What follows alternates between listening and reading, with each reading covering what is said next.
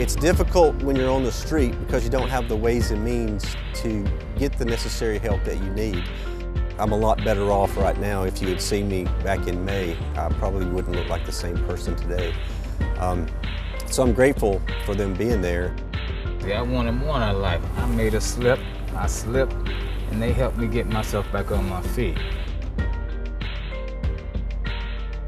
Make you feel at home. They make you feel like a man again. They make you feel like you have purpose. They have goals, set goals for yourself, and just be a better person. Try to be a better person.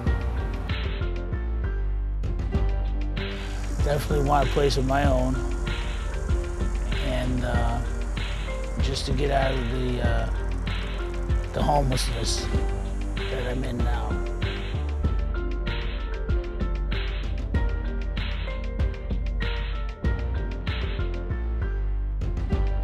My name is Alan Chisholm. I'm 39 years old. Originally from South Bend, Indiana. I moved over to Chicago in about 2005. And yeah, I came to Chicago in search of a better life, you know, a better way of living. Where I come from is predominantly small. And when I got here, everything seemed like it was on its way, you know. I was working, had a place to stay.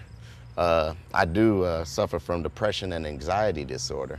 So medication, medicine, therapy, having a therapist was always an issue.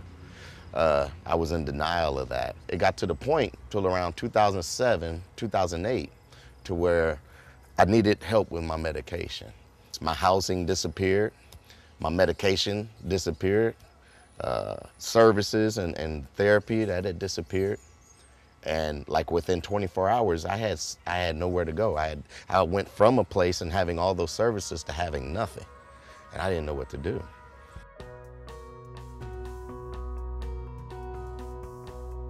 Luckily for me, there was a bed available. And now just putting the pieces back together. I've been helped with clothing, hygiene products, things to help me maintain, you know, ground zero, so to speak, so I can get back on my feet. So, oh man, the shelter and Northside Housing over there has really helped me a lot. I don't know where else I was gonna go or do, you know, so I'm very thankful.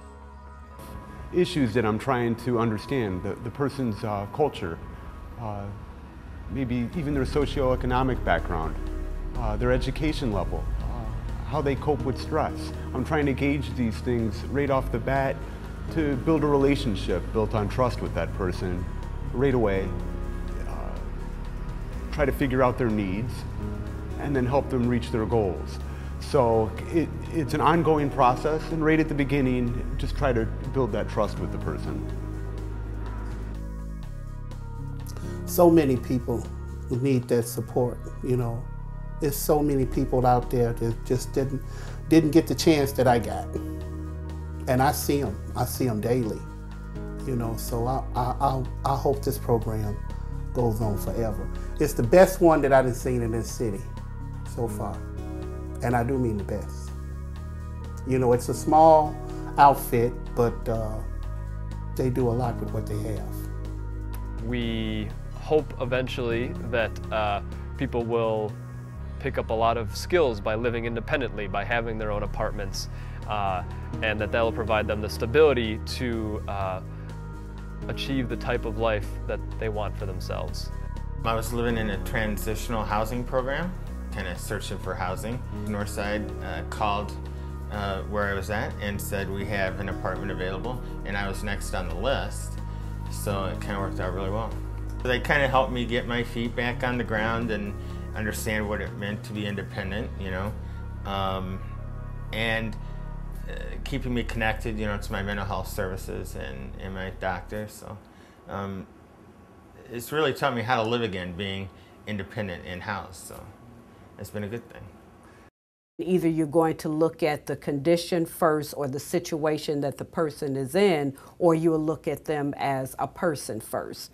And being a human being, I think we have the tendency then to treat people differently if we see them as people, rather than the condition that they may happen to be in. If we look at them as people first, I believe that the way that we respond is different. Permanent supportive housing is really the name of the game here. We provide other services, and that's not to diminish those services, but you know, it really, where's the best place for somebody to learn the skills that they need to live independently? Our philosophy is in permanent housing. It's great that we have a shelter, but in permanent housing is where people can gain the stability, learn the necessary skills that they need, and it's much easier for them the progress becomes quicker once they're in permanent housing. I just, in the next year, hopefully to get back with gain some employment, you know, gain some housing through some of the connections and the networking through the housing, through over there at the shelter and through other places that they're affiliated with. I've been able to get on some housing lists. So the ball's moving, and I'm learning to be patient, you know. Patience and just continue to be strong and hopeful and faithful. It's gonna work.